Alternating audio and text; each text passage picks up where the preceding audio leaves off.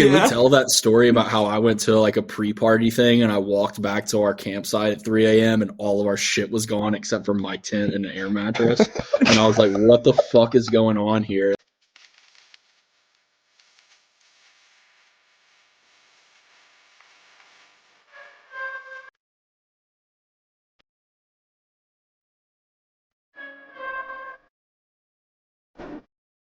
Doing a kind of a low light vibe today, except for Trey. It looks like he's in a studio right now getting I mean, his I can go low light.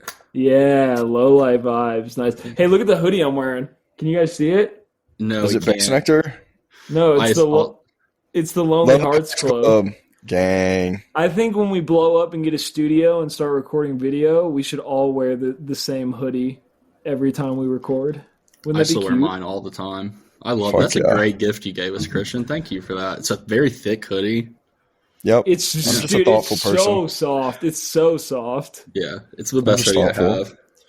Ari wears Um, mine. She's in my room right now, probably going through my underwear. Do you want to Nice. let her get like a guest spot? Come say hello. Yeah, you should. No. I kicked her out for now. Dude, I saw a person with one arm today on the side of the road. A homeless person. I'm Isn't that sorry. crazy? I Okay. hope he's Fucking wild okay. story, bro. Like, Jesus, You don't what? think that's crazy? I mean, I see Bro, our houseless there's a community lady- members with no legs like all the time. I thought it was weird that the police weren't there because I know that they like the opportunity to shoot unarmed civilians. Oh, there it is. Get out of here, God. For the record, I did actually say, I didn't just say that to make that joke, but I thought about the joke after I saw her. So Right. that did actually happen. Well done. You like that I said houseless instead of homeless? Just the small change to make me feel a little bit better than you. Or I think it's unhoused. I think that's the proper terminology. Yeah. It's not like to make you feel better. It's just like that's how fucking soft you've gotten. You can't call homeless people fucking homeless. I don't know what happened to me, y'all. I really don't know. I don't know either. I'm concerned. Soft I'm as Charmin, thoroughly brother. concerned. I am soft as Charmin.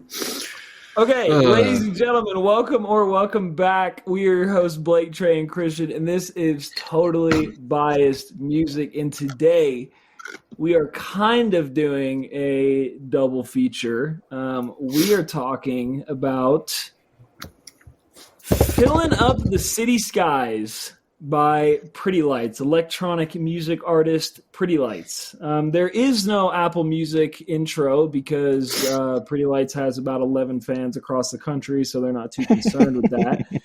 Quick Wikipedia intro, though. Hey, I Filling pulled the Up the Wikipedia intro too. Look at us. Nice. Filling Up the City Skies, the second studio album by American electronic producer Pretty Lights, released October 30th, 2008 by Pretty Lights Music. It's a double album as well as the first album released after Michael Minert's departure from the project, leaving Derek Vincent Smith as the only one left to continue the project. Because of this, the album cover reads Derek Vincent Smith of Pretty Lights, since Michael Minert was not present during the production of the album.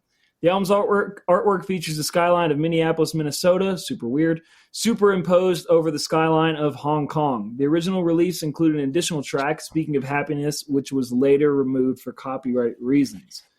So Trey, being the Pretty Lights guru that he is, I am kind of going to pass the David Letterman torch to him for this episode and let him kind of give us the rundown of all the Pretty Lights lore, all the sick deets, and he will kind of lead us through this. So my first question for you, Trey, is why is Minneapolis, Minnesota on this album cover?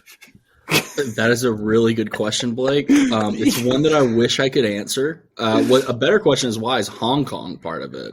Because at this point in time, Derek had definitely not been to Hong Kong. Like based off of like how Derek and all of those guys dress, based off of like the PL's entire fan base, this makes more sense than it really should, because they all dress like these kind of like Listen, I'm going to stop you right there. I'm going to stop you with the pronouns there, because here's what we're not going to do for this episode. We're not going to pretend like you two, the both of you, don't love Pretty Lights. That's not what I'm saying, and that's not what I'm doing. But I will say that Pretty Lights and Pretty Lights fans seem like the type of people that think Minneapolis, Minnesota is a big city. I will say that. Minneapolis, Minnesota is a big city. They're like these tacky flat bill wearing, like Etnie wearing shoes, talking about like how they roll blunts all the time. It's like, we get it, dude. Like, weed's sick, and fucking you're still in the 12th grade. Yeah, in 2013, that was what was happening, because that's what was happening it's still everywhere. Like that. It's not. They still dress just that way. First off, he hasn't played a show in 4 years, so there's not really a big they anymore. R.I.P. R.I.P. He's coming back. Free my boy. Oh wait, he wasn't the one that got canceled, right? He wasn't. Okay, that was the other guy. That we know of. I mean, he probably just left the scene because he knew he was going to get canceled. That's why he left in the first place. We'll break that down in our 3-part Pretty Lights episode when we break down Christian's conspiracies as to why he became a landlord. Well, Trey, 2008. You've been a big Pretty Lights guy for a long ass time. Were you a big Pretty Lights guy in 2008, or was that too early for you? That was about a year too early for me. So I became a Pretty Lights fan because one Christian Hicks, who is also on this podcast right now, showed me Aiming at Your Head in the parking lot of our high school. Nice. Out of his what was it? Was it like a tan excursion? Oh, it was a white expedition, baby. A white expedition with like 2 15s in the back, like just beating down the block. And I heard it and pretty much immediately fell in love. And then I think y'all went on some form of spring break trip or something, Christian. Correct me if I'm wrong. And started listening to Pretty Lights, and that was like kind of the whole thing. It became like a big wave at our school. Yeah, that was definitely it. That was the era when everybody, like, at least when you grew up in the suburbs of Alabama where no one had heard this music, where everyone just called all electronic music dubstep. There was no differentiating what genre of electronic music it was. It was just like somebody said the word dubstep on Facebook, and then everything became dubstep. That's what that was kind of the era of which I found Pretty Lights in. I'm about to say something really cringy, but you remember when someone told us that dubstep stood for deep underground bass, slow tempo, extreme power? Oh, hell yeah. I don't remember that, but I definitely know who you're talking about. Nice. Oh, yeah, they definitely Dude, that was probably Juan Minna. I bet Juan Minna told us that. It was not Juan Minna. It would be cooler if it was Juan Minna, if that gives you any idea of how terrible this, yeah. So filling up the City Skies, I guess, I mean, we kind of got a lot of time to fill because there's not like album reviews of this and stuff like that. So we can kind of talk about some different shit. Do you, as a diehard PL boy, I guess Christian could shed light on this too. Does this sound different to you compared to the first album with Michael Minerd on it? Yes. I mean, this is where like the Pretty Lights sound really started, in my opinion. Take Up Your Precious Time is fantastic on its own, but it's like way more down tempo, way more simple. Like the amount of layers and like kind of this is where he really got into like sample collaging. I mean, Take Up Your Precious Time also is like a sample collage type album, but Filling Up the City Skies is where he really like merged sample collaging with electronic music. And it kind of defined where he was going to do until Color Map, in my opinion. Christian, thoughts on that? Yeah, pretty much. I mean, a lot of this, I mean, going back, so just starting with just one, it was really interesting to see the quick change and evolution. And I think what you said is right. I mean, it really pushed him into what his sound really does become, because before it's so heavily sample based that it's barely anything else. I mean, it's this, like you said, collage style that going back and listening to everything all the way through as we were about to review this, I was just like, Jesus Christ, this is just a lot of motherfucking samples. And then you get into disc 2 and he really does kind of find his sound, and you start to see that come into play. You start to hear these more kind of like banger tracks where he's developing his sound in terms of like that synth that he kind of likes to use. It's not like super heavy dub. It's still true to his sound, but on side 2, he finds that. And I'm kind of curious if like what kind of pushed him into that, just because they were both released 1-2. You know what I mean? Yeah, it was released at the same time. So from my understanding, it was intentional that side 1 be a little bit more like, like ballad, down tempo, chill, and side 2 be more like hype, party tracks. Well, you can kind of see that even in the cover art, right? Like when you look at the cover art for disc 1 versus disc 2, disc 2 kind of has a more ominous feel to it, like a more heavy feel to it in the cover art. And it kind of reflects in the songs themselves. This is a little off topic, but did Making Up a Changing Mind and Spilling Over Every Side come out at the same time? And Glowing in the Darkest Night? So in 2010, he basically challenged himself to make those 3 EPs of that year. So he hadn't started anything before for any of those tracks, from my understanding. Because on Spotify it says, oh no, it does say 2010 for all of them. Yeah. Interesting. So it was like, I want to say late spring, late summer, fall, if I had to guess off the top of my head. But yeah, those all came out that year, and that was when he really started like touring nationally. So fun fact is, in the Southeast, Pretty Lights was the first. The Southeast was the first place that Pretty Lights really picked up steam outside of Colorado. Yeah. I think that's why we were kind of so early on that kick. Like, it was pretty popular here in comparison to other places in the country before it really it became, super big. At the end of this, I do want to talk about shows and tours and kind of memorable moments from his tours. But you're right, it is interesting. I mean, even up until he stopped and Nectar got canceled, like the Southeast was very dominant for them, especially Bass Nectar. Like the Southeast just kind of has that, I don't know what it is. It's just this genre of electronic music like ends up succeeding really well in the Southeast, which I think is interesting. I'm sure Atlanta has a huge pull in that market, so they kind of want to stay close to that area. But I think a big part of it is Atlanta and Florida. I think Florida also has a big pull. Like just house music in Miami, and it just kind of trickles upwards, right? Yeah. EDCs and all that shit.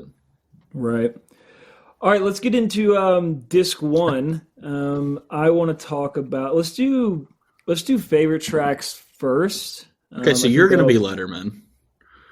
No. I was just leading us into the next segment, bro. You know what? You can lead us into the next segment. No. I just want to make sure we have a fair division of labor here. Like, that's totally fine. I think you should keep your spot because I like what you do. You're better at it than me. Okay, I just thought like you would bring information, to the PL heads that we wouldn't have. That was right. That wouldn't be more of a Letterman role. That would be more of like a guest role. You know what I mean? Who's that guy that sits on the couch during Letterman? Kevin Spacey, I think. Sidebar. I've been watching so much fucking House of Cards. It's unreal. This is the first thing that came to your mind was Kevin Spacey. Yeah. Anyway, let's start with highlights. Christian, what are your top tracks from disc 1? Ooh, I had to do just like a duo top track, Cold Feelings, Something Wrong, just because it's just like the fucking ultimate sad boy in your feels. Like, goddamn, on a cold winter night after having your heart broken, it doesn't get much better than listening to those songs. So I had to drop those in. It's just like pretty much a number 1. And then The Time Has Come and My Other Love. Okay. Very solid. Yeah. What about you, Trey? Something's Wrong and Cold Feeling are definitely kind of similar tracks. Something's Wrong is just straight up sad, though. It's just straight up fucking sad. It's just straight up fucking sad. For me, this is obviously pretty difficult. So I went Change Is Gonna Come, At Last I'm Free, and Make You Feel were my top 3. But really, it just is for me, it's gonna depend on the day. Evening Sun is probably like the best arranged track, I would say. Like the sound design in Evening Sun is absolutely phenomenal. So that's like an honorable mention number 4. But yeah, nice. Those are my top 3. What about you, Blake? I have a little hodgepodge of your guys' takes. My Other Love, Cold Feeling, and Make You Feel are my top three. And then honorable mention is Summer's Gone. I think Summer's Gone is really, really fucking good. But like you said, I mean, it's kind of a slower, sadder album. It's more emotionally heavy. It's, those are the only tracks that really stood out to me that I really enjoyed and listened to multiple times. Like after they got done, I wanted to listen to them again. I'll transition us into the least favorites just because I want to say as a whole project for disc one, like I don't really enjoy it. I'm sorry, Trey. I just like it gets really, really repetitive and old to me. It's like I don't like this whole Fish vibe that Pretty Lights has, where he has like 7-minute songs, and after like the third minute, you're like, all right, that's going to be the next 4 minutes. I'm going to go ahead and move on to the next one.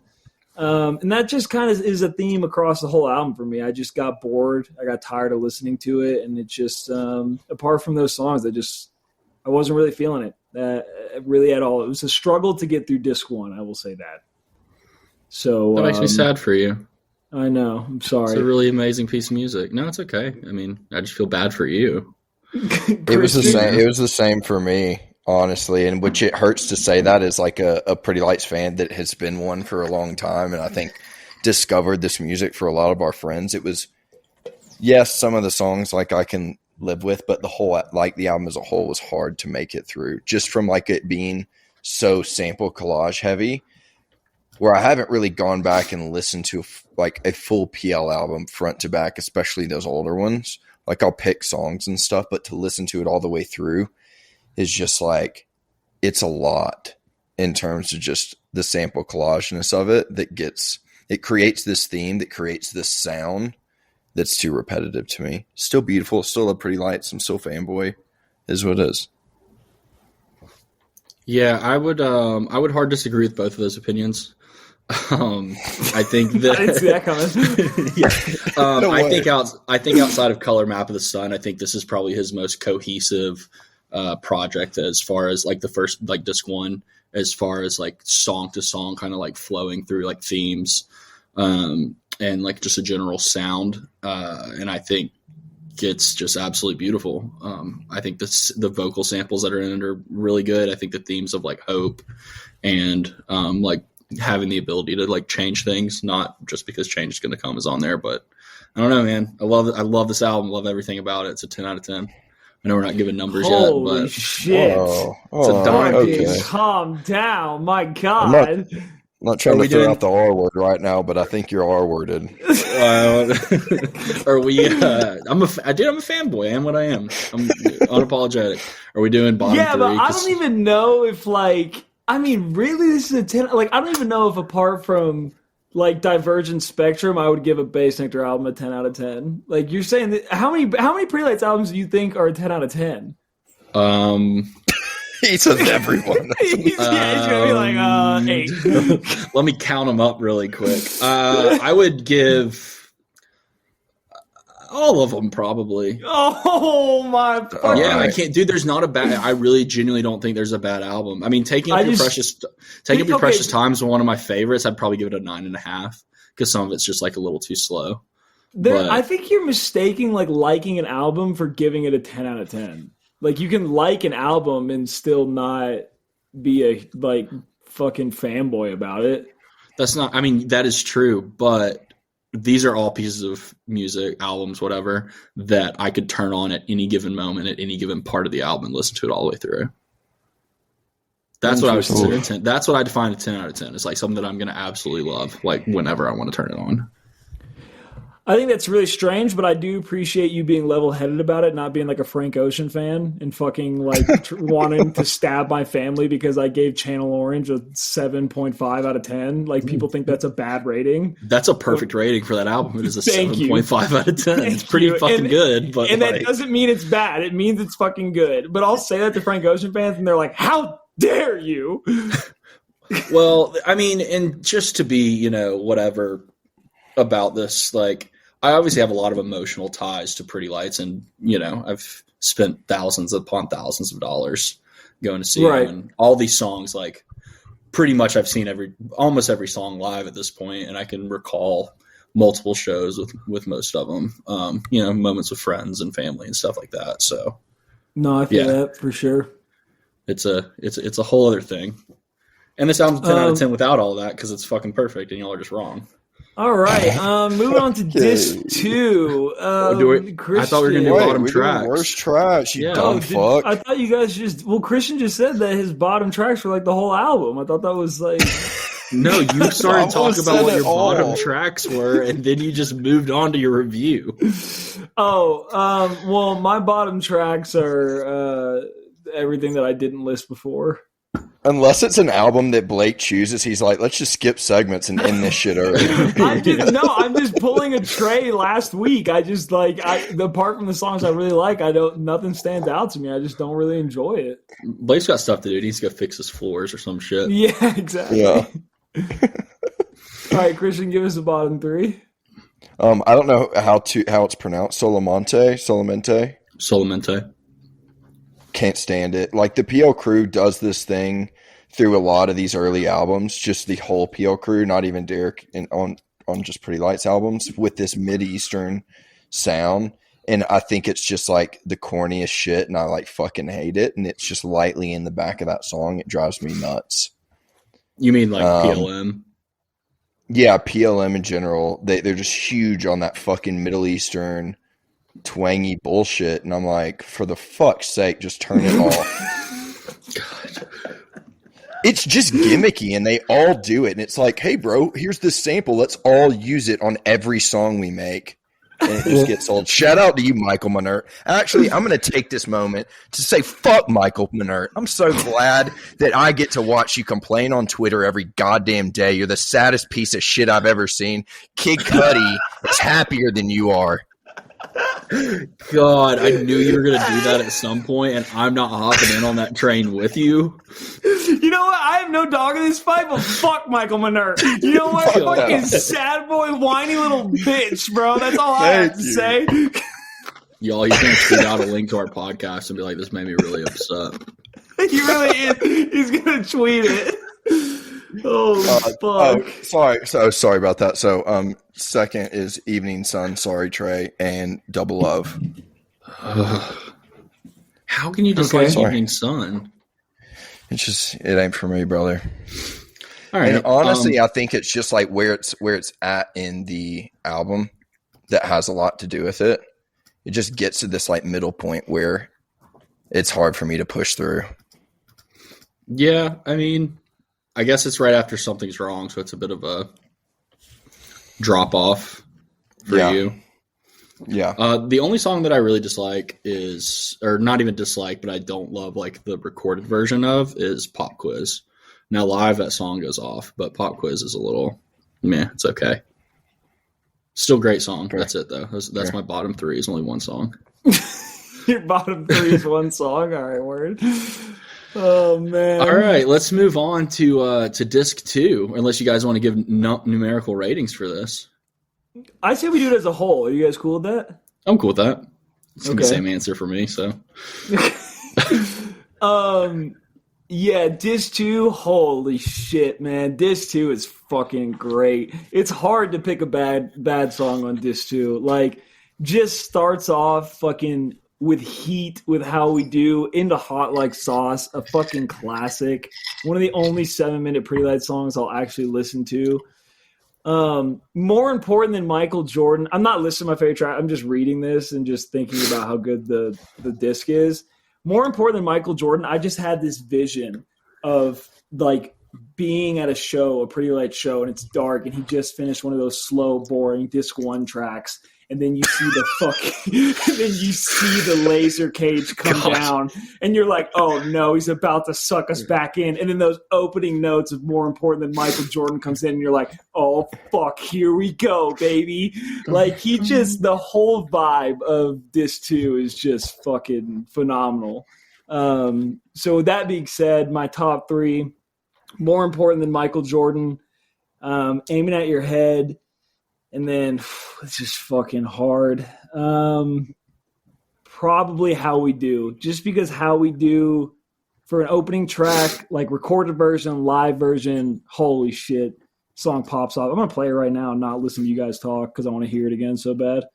Dude, How We Do is so good. That's my top 3. Very fair. Great picks. Christian. Thank you. You got to go first, Trey. I'm missing one. Okay. Yeah, disc 2 is just banger central. This would be the album I'd show someone if someone like wanted to get into Pretty Lights for the first time. Yep. A lot of the songs are the most accessible, like Hot Like Sauce is, it's the hit and it's awesome. It deserves to be the hit. Aiming at Your Head was the first song I ever heard that, absolutely am in love with forever and ever. He opened up Chicago Night 2 2016 with it and did like an analog intro thing, an actual cool analog intro thing, not not like some of the analog things. So yeah, 10 out of 10. Top 3 tracks from this are really, really difficult. More important than Michael Jordan is like the quintessential Pretty Light song. Just like this. I mean, he has like a cake sample in there. I think there's like, I hate it. I hate that song. That's just a dumb opinion. What? How? Yeah. I'm fucking shocked right now. I even listened to it like 3 or 4 times, and it's just too much going on. The samples switch so fucking much that it drives me insane. Oh my God, what a dog shit take. Yeah, it's controlled chaos with just like the nastiest synth beat behind it. It is. It is take. controlled chaos. Terrible it is take. Anyway, Trey, keep going. Terrible take. So top 3 would be Aiming at Your Head. Take the Sun Away is amazing. It's 10 minutes long. It's a like whole ass journey. Honestly, probably How We Do as well. Nice. How We Do just gets you ready to run through a brick wall. Yeah. You want to talk about, here's the thing. Disc 1, not inspiring. Didn't inspire me in any way, shape, or form. Was not inspired to even be the best version of myself. Disc 2, very inspiring, okay? And if I give something an inspiring mark, that's a big deal. And let me tell you, more important than Michael Jordan's one of the most inspiring songs. I mean, just in the name itself, it's fucking Chef's Kiss, baby. What a great name for a song. What a great sample, too. It's more important than Michael Jordan. God. Christian, come on, dude. No, it's just like, it's just not great. I'm going to be honest with y'all. Top 3, though. We're going to go Aiming at Your Head. We're going to go Who Loves Me. And then it's a tie between Hot Like Sauce just because of the nostalgic. I think it was the first song that I ever heard. And If I Gave You My Love, because that's just a classic fucking bop that always gets me moving. Yep. I forgot that the Go Hyphy in this bitch was in Hot Like Sauce until I re-listened to it. He literally says tighter than your grandma's vagina. It is tighter than your grandma's vagina. Than your grandma's vagina. Than your grandma's vagina. Oh, okay, we hear you. I just gotta say, fucking tracks 1 through 6, dude does not take his foot off the gas. Like, there's no skips in 1 through 6. Like, I could listen to that in and of itself. Could be just a little EP, and that would be a 10 out of 10 for me. But yeah, and then B-Rock is like a little breath of fresh air, and then you have the journey that is Take the Sun Away, which, like, at times I've thought Take the Sun Away could be a little boring, but I mean the end of that song like is like just it's like a dessert at the end of a meal. I don't know. Yeah, I love that song. All right, let's do bottom 3. Christian, you can lead us off. Ooh, all right. Let me see here. The number 1 bottom song on this for me is more important than Michael Jordan. That's such a dog shit take. I'm not like making this up either. It's the truth. For our listeners at home, Christian just held up his notes on his phone, which I appreciate that you even have notes, to be honest. Yeah, bro. Come on. Like the end is really nice, but the whole first half is just like makes you want to kill myself. B-Rock and then Take the Sun Away can both fucking also die. Okay. All right. I'm just talking about rides or dies, Trey. Don't be such a little pussy. Yeah. So dramatic. You get so butthurt, and it's like I'm waiting on you to fucking call our non-existent HR on me. We do have an HR team. You just don't know about them. Yeah, it's just one of Trey's like friends. He's just filing complaints against us into like a box. His friend keeps. Pretty much. When he finally leaves the show, he's gonna whip out all the notes that he has in the box. It's actually just my dog. He's just like taking notes down behind us. All right, Trey, bottom 3. Hit us with it. I don't have bottom 3 for this. I just don't. There's no bad songs. Oh my god, bro! There's no bad songs, man. What do you mean, bro? It doesn't like this is you don't understand the concept. You don't understand the concept. It's like it doesn't mean it's a bad song. It means it's the bottom 3 of the album. Like you can Electro Cali's like not that good, and Finally Moving remix is not that great. There's 2. See, look, he was forced to do this, and deep down, he's had resentment for these songs forever. Yeah, he didn't want that because he's gonna pitch this pod to his PLF, and he doesn't want them to know that he doesn't like some of the songs on the album. Yeah, that's not true. That's not the kind of fan that I am, brother. They're gonna take away your flat bill Pretty Lights jib hat and ban you. I don't have any left. I don't have any left for them to take. Is it a Grassroots hat? No, he only made one Grassroots hat. You didn't get first hat. It was the first. I actually had one for a while, but I sold it. Damn. Yeah. And I need to pay rent for 6 months, and that's how much those fucking hats are worth. So, my bottom 3. Take the Sun Away. It is cool that it's like it is kind of a journey and it goes through a lot of phases, but there's some parts of it that are just too chaotic and like offbeat to me. Like I have it at minute 150 right now. Like minute 150 to I don't know how long it goes on. It's just like it sounds like fucking noise to me, and I don't love it. Up and Down I Go. It's okay. It's kind of all over the place. It's like it's really fast paced in a weird way to me. Like it doesn't really fit. I don't know. It sounds like something that like you would put on during like a hot yoga class to really get the class going. So I don't love that.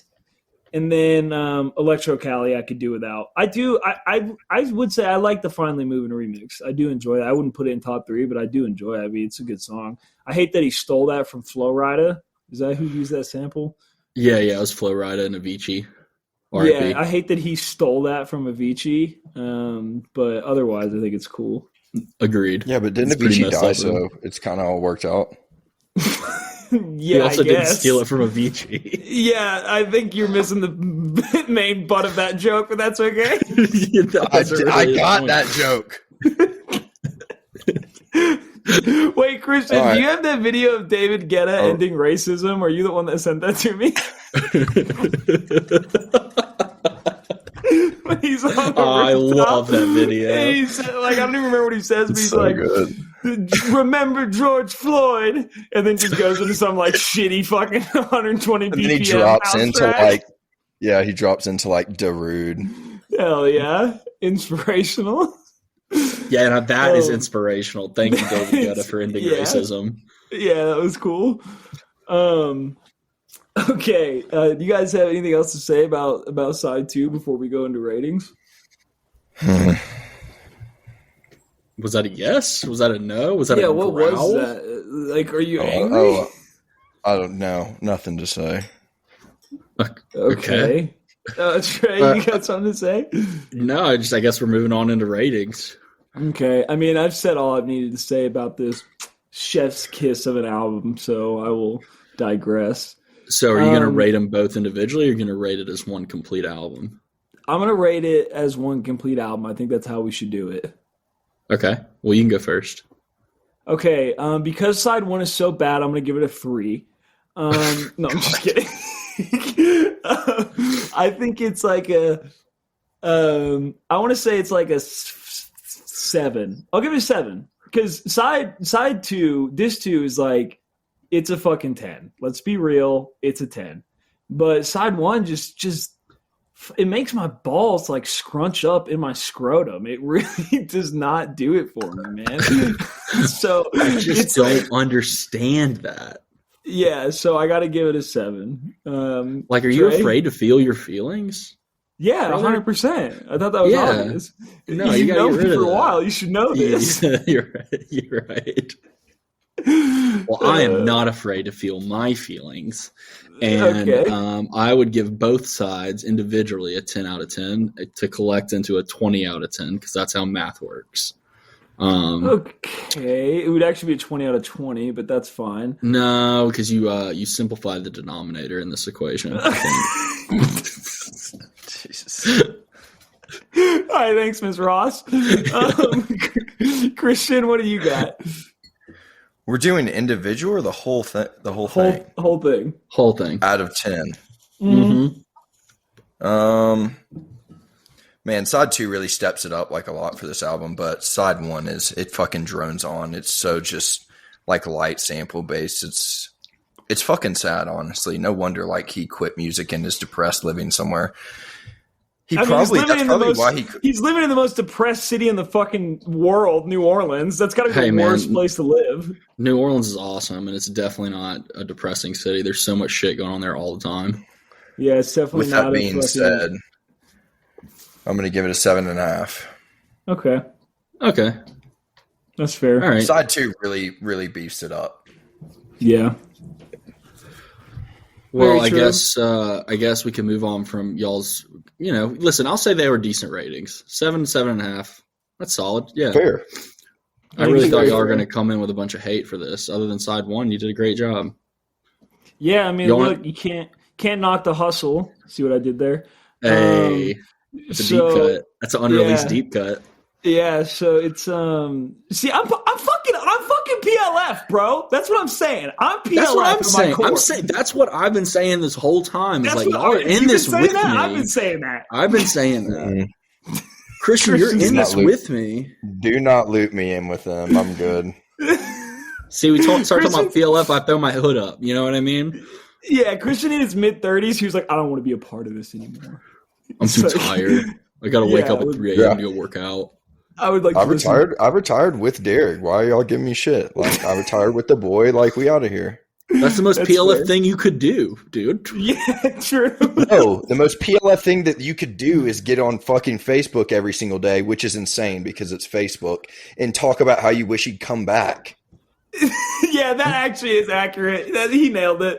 That's very true. You're kind of like, bro, shut the fuck up and go work at Chiba Hut. Like, come on, your day's not that busy. Everybody in the PLF and BNF community, all they do is fucking get on the internet and talk about like baseless rumors about like, dude, my uncle's sister works at the Subway that Derek's friend goes to, and he said Derek's coming back mid-December. And then everybody comments, they're like, fuck yeah, PLF, can't wait. And it's like, this is never going to happen. So I got to throw a little dispute on this because that actually kind of quit happening about 2.5 years ago. No one really even uses that group anymore for PLF. Really? It's pretty rare. No way. It's pretty rare people like even talk about it or say anything at all. I want to know how You Know We Love It is doing. We Love It cannot be doing well. Yeah. Hey, did y'all turn your videos off, or like did mine just shut off because my internet's not doing well? No, we didn't turn them off. Oh, that's not a good sign. Yeah, once you get that Kmart internet fixed. All right, let's let's talk about some shows, man. We've been to you've probably been to 1,000. Christian's probably been to 500. I've probably been to 200. We got any memorable highlights from any shows you want to shout out that you went to? Any cool moments? Christian, I think you should. Okay, all right, I'll lead us off. No, Christian's got it. Christian, go. I mean, just like I think like how I originally came across Pretty Lights was just, it kind of catapulted like what I thought music was or really could be, just because of it being this collage style, throwing things that I've always loved together. So seeing him at Sloss Furnace like in 2009 was one of the coolest things because I was still pretty young just as far as like having gone to shows, and that being one of the first ones was fucking insane. I'll also say the one that he changed and did it. What was it? Workplay. He was going to play at the BJCC. Yeah. What year was that? 12 or something? Yeah, that was in 2012. The 10-year anniversary of that show was like last week. Yeah. Yeah. he was going to play the BJCC, and they didn't sell enough tickets, and so they said, "Fuck it, drop the venue to like a, I don't know, 500, 400 person venue or something like that." And it was just ridiculous. And also, shout out to me getting arrested for his little festival in Telluride. Gang, gang. Sorry, Mom. Yeah. Yeah, really sorry I do about good that. shit. Rhonda. Yeah. Oh, damn. Y'all saw me cry my eyes out for the first time ever, like in front of my boys, like crying after I got arrested. That was so sick. Yeah, I mean, the best was when I walked really... in and bailed you out of the jail and you just collapsed into my arms, bawling, crying. God, that's so sweet. Yeah, dude. I'm getting a big old rubbery one right now thinking of that. Yours would be rubbery. Can we tell that story about how I went to like a pre-party thing and I walked back to our campsite at 3 a.m. and all of our shit was gone except for my tent and an air mattress? And I was like, what the fuck is going on here? And then I didn't have any cell service. So I called, like, I think I finally got a security guard like that was watching over the camp. I got his phone and he, had like Telluride's internet service or whatever. So I got in touch with Blake and I was like, where the hell did y'all go? And Blake was like, oh, it was raining really bad, so we camped at this hotel, but Christian got pulled over and he's arrested. And the way that you're going to get here is you got to take a gondola, and this is what the address is. And I was like, okay. And I laid down in my air mattress and couldn't sleep. And I had to sit there and repeat the address to myself over and over and over again until the gondola started up at 7 a.m. And then I get on this gondola in Telluride, Colorado, the richest place in America probably other than Lake Tahoe. It is up there. It is up there. And I'm soaking wet wearing shorts and a camo jacket because that's the only rain jacket that I had. And it's freezing. It's like fucking freezing. 30 degrees. Yeah, it's so cold. It's like summer cold too. And so I start going from like door to door of all these fancy hotels and going up to the concierge, being like, is this 732 whatever Boulevard? And they're like, no, it's that way. And just kept going. And then I finally got to the right one. They were like, yes, it is. And I was like, okay, at like 4 a.m. did some haggard looking dudes come in here and check into the hotel? And they were like, yes. And I was like, can you give me their room number, please? And they were like, we can't give out that information. So then I had to go sit at the hotel bar and charge my phone and then convince the bartender to give me the Wi-Fi password. And then finally got connected to the internet and got in touch with Blake or Keaton or whoever and got the room number. And I got up there and y'all were just like partying, just hanging out, waiting for Christian to be able to get bailed out of jail. Yeah. Meanwhile, I was sitting in jail doing push-ups and squats, chugging water. You weren't doing that. You were holding your knees to your chest, rocking back and forth and crying. I was actually just keeping an eye on the guy who was in there next to me because he was scary as fuck and was talking to himself. Christian's like, yeah, I walked into the jail, beat the shit out of the biggest guy that was there, and shit on the floor while I waited for you guys to come get me. I would say that's a memorable story from Pretty Lights Tour. That shit was chaos, dude. And then remember the next day or like 2 days later, like one night, I think it was after the last night, we were all, let's say incapacitated, I think would be a good word to use. Keep it vague. And we went back to our campsite and that guy showed up, remember? And you thought he was going to stab us. And he was being super sketchy. And I couldn't register because of what was going on with me mentally. I couldn't register that he was being sketchy until he left. And I was like, man, that guy was cool. You're like, that guy had a knife. That guy was not cool. That guy was very, very scary. No, remember we were sitting down by the waterfall, and like I'm pretty sure you and I were just screaming at each other about how good the show was, and it was like a very like chill vibe. There was like a guy playing a bongo and a guitar in the corner, and you and I are just yelling back and forth about how great Pretty Lights is. Yeah, because we can't hear ourselves because we were on the rail. We can't hear. That show was amazing too. It was. You got a bag of wine taken up from you by the security guard. Yeah, that happens. Pretty normally. Yeah. Yeah, I would say that the Workplace show was definitely a highlight for me. That show is insane. It was one of the first, like, I was suspended that week from school, and it was on a Tuesday, so I didn't have to go to school on Wednesday. So I was like, fuck it, we ball, bro, and just went all out and got real weird with it. So that was definitely up there. Then obviously honorable mention are the Baselight shows. The Baselight shows were great because the Baselights I went to, the second night, he closed out. It wasn't Bass Nectar closing out the second night. What year was that? Was that 2015? I want to say it was 2015 because they stopped after that, right? So I think I went to the 2015 was the last one. Yeah, so he closed out night 2, and yeah, it was fucking chaos. If I'm remembering that correctly, I could be fucking that up. It could have been vice versa, but I just remember the night he had the hour and a half set instead of the hour set was insanity. I mean, Hampton is Hampton, and just I loved the Basslights shows. I wish Lauren wouldn't have been such a pretentious fucking snob and stopped doing them, because that whole shit was sick as fuck. So, to Lauren's defense, which is not a sentence that I enjoy saying, I think it was mutual. I think it was a mutual like, and we're not really doing the same thing like we were in 2011. Yeah, true. I mean, he basically took off like a fucking rocket around that time. Yeah. Pretty Lights did not, so. He was doing something a little different with the live band and everything. Yeah. So I wouldn't say didn't take off, you know. Yeah, he didn't, but I mean, he was still selling out pretty big shows. Yeah, right. I mean, he wasn't playing mainstream teeny bopper music. Here we fucking go, dude. That's what happened. We fucking go. You play mainstream teeny bopper music and to the moon. Yo, we got to talk about Mersive before we move on from anything else. Y'all. Oh, Jesus. It is a carbon copy show of Bass Nectar. I mean, I knew it would be. I did too. The same thing. No. It's not the same. Yes, it is. It's like, I mean, he had the same stage setup as like the 2016 Bass Nectar, like the 2 big panels on the side, which isn't that uncommon, and then like the 1 big panel in front of the DJ, and then a panel behind his head, and he was doing all the same movements. All the Lauren moves. He was doing like the hand, the fist into the hand, the arms thing, the like turn around and like spin with his hands doing like this. It was.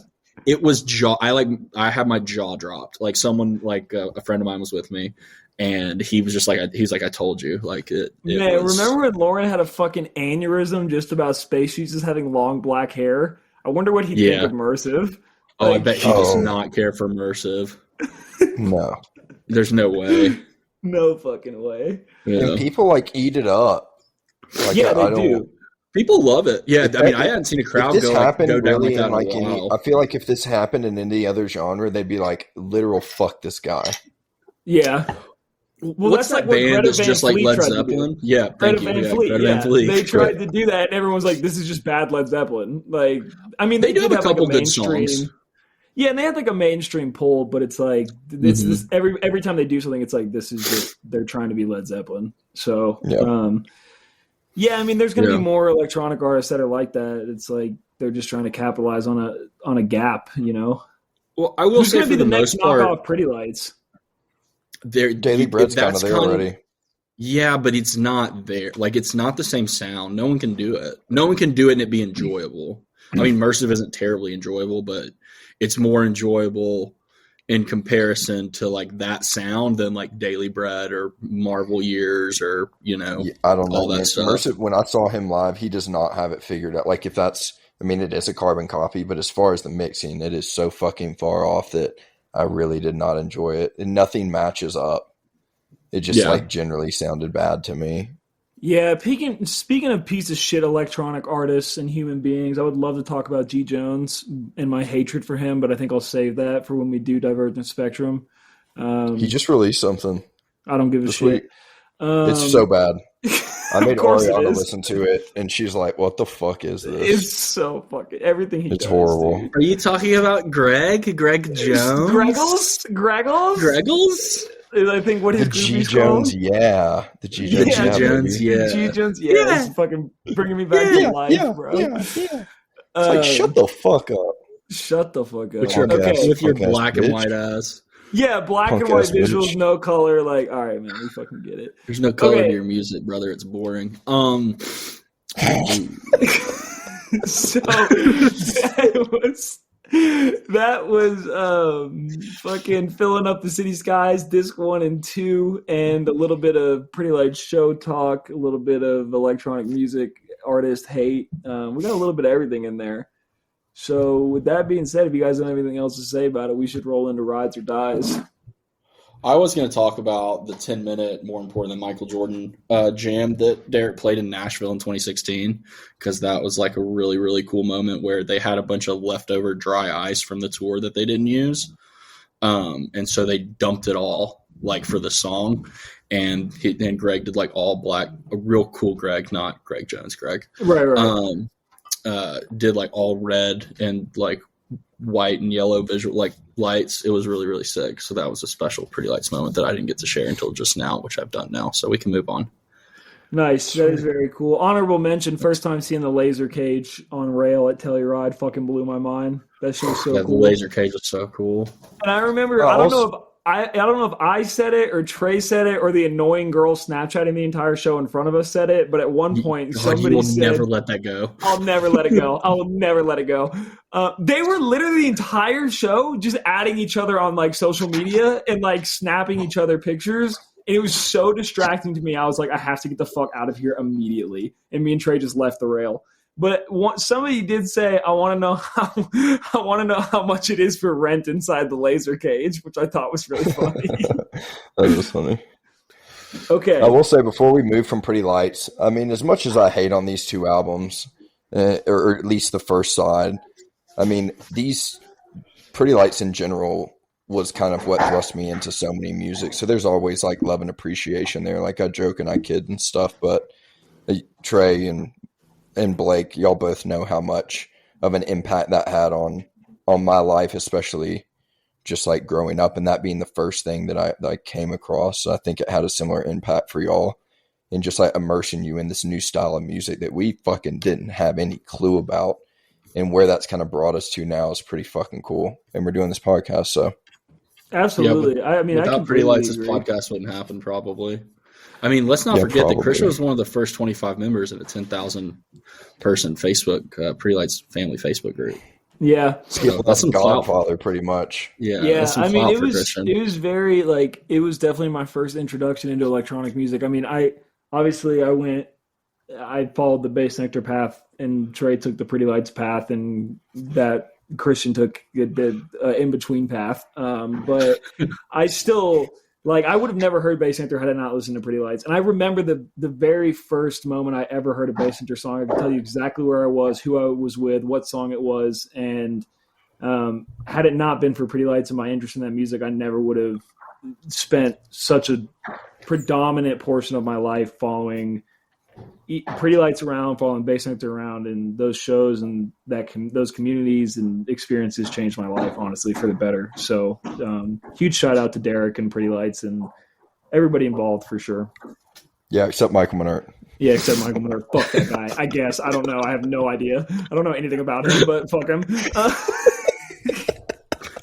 Dude, that's kind of friend that Blake is. He's just gonna ride. Yeah, fuck him. Yeah, I'm like, one of my friends hates somebody. Fuck that person. Okay. Rides or dies. Who wants to lead us off? Christian, I think you should start us off with your track. Yeah, I've been just fucking massively on a turnstile kick for the past, I don't know. It seemed like month, and I don't really know why. Something I usually will casually like drop into randomly. They've been touring heavily through the U.S. and unfortunately, I like missed their show, but this song Mystery by them just like is a constant, and this past week it was. So Mystery by Turnstile, baby. I think that this song very much rides.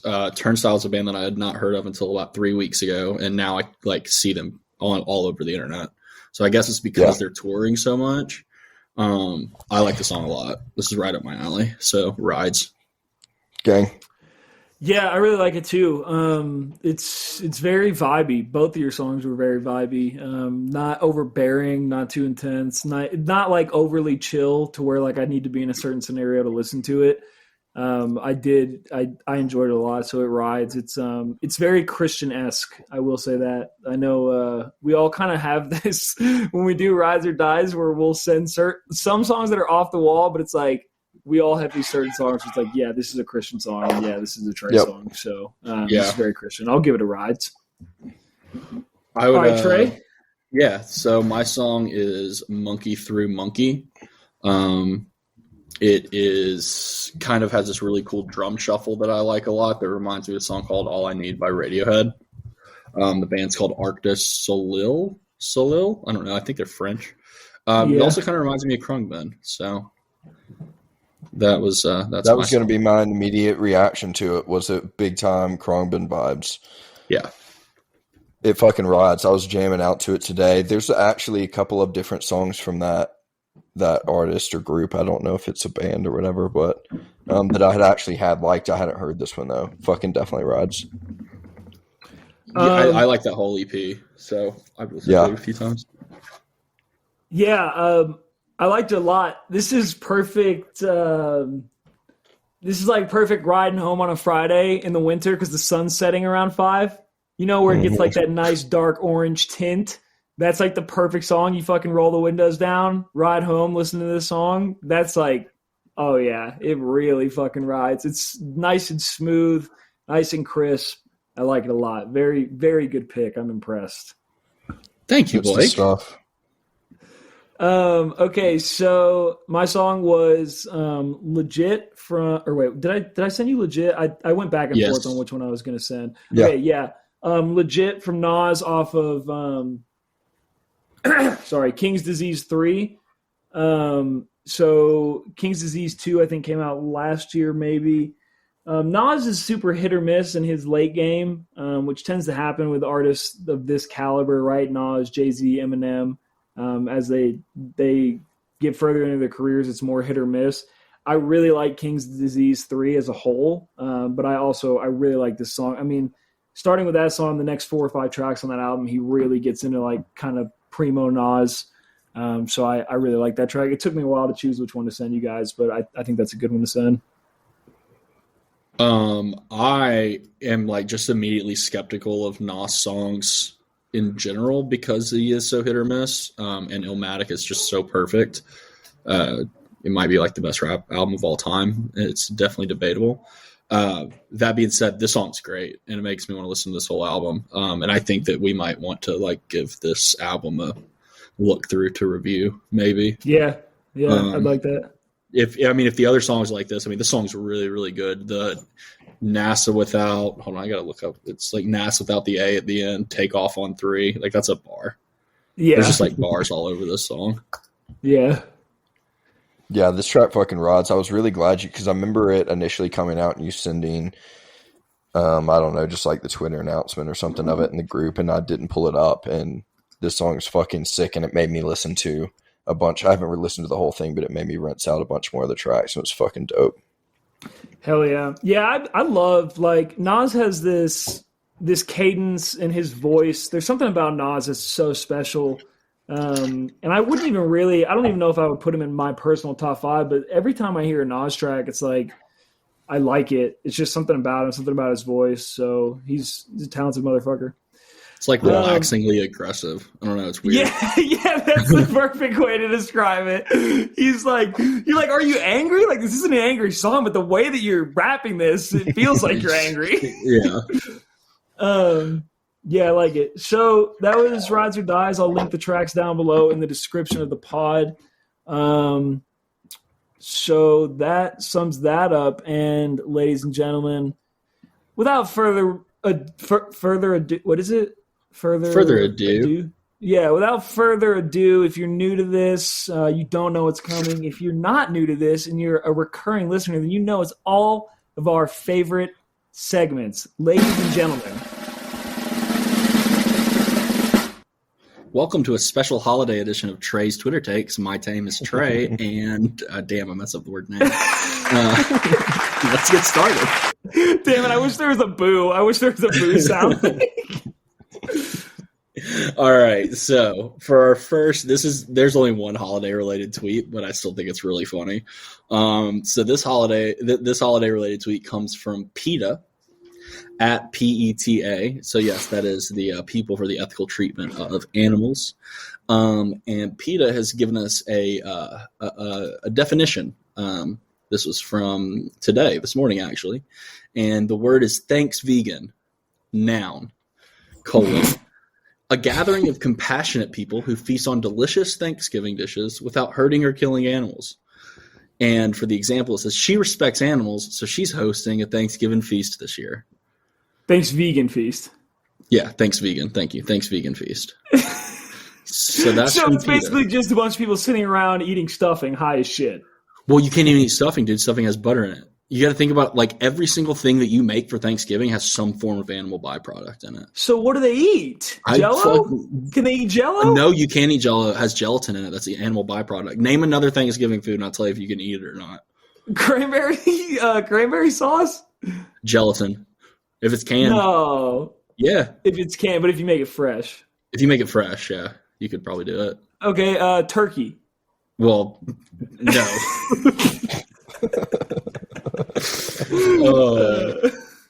Okay.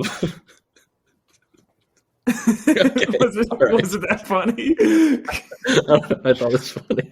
All right. This next one comes from at Dan White. His Twitter name is Dan White, and his Twitter handle is at Dan White, like the at sign, the word at, then Dan White, which I thought was really funny and like I'd never seen before.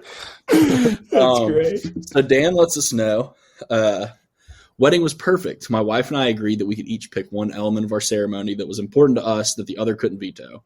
She chose a live band, $3,000, and I chose a military flyover from 6 FA-18A Hornet and fighter jets, $147,000. That's fucking great. I thought it was going to go in the direction of, like, I chose an orgy with all of her closest friends or something. Okay, so this one is from this is a screenshot of a post on Reddit. Actually, it's on the r/Walmart subreddit. The tweet is from @GoodReddit, so just whatever. They said, "Do y'all ever think about how a man's butthole and a woman's butthole aren't in the same spot? Also, I work at Walmart."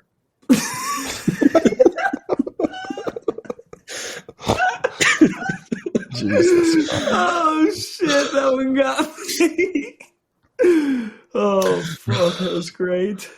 All right, so we got one more. This one's from @Matrix Reloaded. Well, we have one more. They want to have like a long thing. If we want to get into it, we'll make that decision in a second. So This one is a quote tweet from someone saying, "If you were dropped 2,000 years back in time with nothing but the knowledge you have now, what would you do?"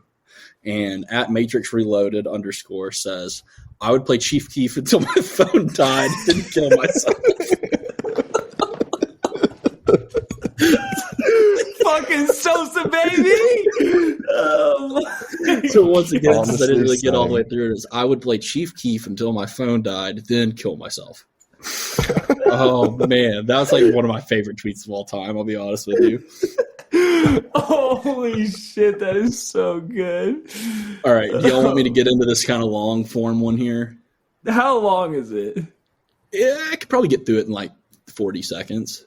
All right, go for it. Oh, right. I thought you were talking about something like a minute, 2 minutes. Like... No, I could probably get through pretty quick. So there's a Twitter account called 3 Year Letterman, and it's a parody account from this guy who his bio says, youth football coaching legend, diehard Georgia fan, 3-year high school football letterman, show-stopping Little League umpire, region champion, 3-way tie. So basically this guy's whole bit is that he is a really good youth football coach, and he says things such as, I bought my own waterbed with no financing, I make $50,000 a year with benefits and a fully loaded 2011 Ford Taurus. So he trolls people all the time, but the 3-year Letterman has a huge announcement. He says he's officially declaring he's a writing candidate for president in 2024. He'll be tweeting out his platform in the coming weeks and months. America deserves a youth football coaching legend, not some random clown. So promise number one that he makes is he says, I will sign an executive order on my first day in office to defund all libraries. Promise number 2, I will issue an executive order requiring all cable and satellite providers to offer a remove political ads feature that you can click and never see political ads again, which actually sounds kind of nice. Nice. Promise number 3, I will revoke the tax-exempt status of all art museums, levy a large tax on all art museum ticket sales, and use the proceeds to give every American family a $100 gift card to Beef O'Brady's. Promise number 4, anyone who wears Crocs in public will be jailed. Promise number 5, all cats will be deported to Canada. Oh, no. Sorry, Lev and Pam. Promise number 6, I will immediately relocate Camp David to my Riverside timeshare in Pigeon Forge and conduct all foreign diplomacy there. Promise number 7, I will return America to the gold standard. The federal government will pan for gold into Lonega and use the flex to back our currency. And promise number 8, misusing the reply all email function will be a capital felony. I think that was the best one. So please go vote for 3-year Letterman. I love it. And with that being said, Pam has not made her cameo like she has the past 2 episodes. So Pam. Thank you, Pam. I just wanted her to get her meow in on the mic for her cameo. What if we made Pam our tech guy? We should make Pam our tech guy. Okay, those were fucking hilarious. The Chief Keef one really takes the cake. That's one of the best. Chief Keef one was great. Thank you. Okay, you guys have anything else, or we wrapping it up? I'm good. Yeah, I think it's a good episode. I'm good. I'm glad that we all love Pretty Lights so much, and Christian got real about how much he loves Pretty Lights. Yeah, I'm surprised we made it as long as we did on the Pretty Lights album, but I'm proud of us. Yeah, way to go, boys. Yeah. All right, everybody, we will be back in a week from now. We have no idea what album we're doing. We will probably figure it out the day before. In the meantime, I think Thanksgiving is this week. Enjoy your Thanksgiving. Oh, this comes out on Thanksgiving. What a perfect Thanksgiving. Tell us thank you this Thanksgiving. Yeah. Tell us we deserve your thanks for what we gift you with every week. Until then, we will see you guys on next Thursday, and goodbye. Peace.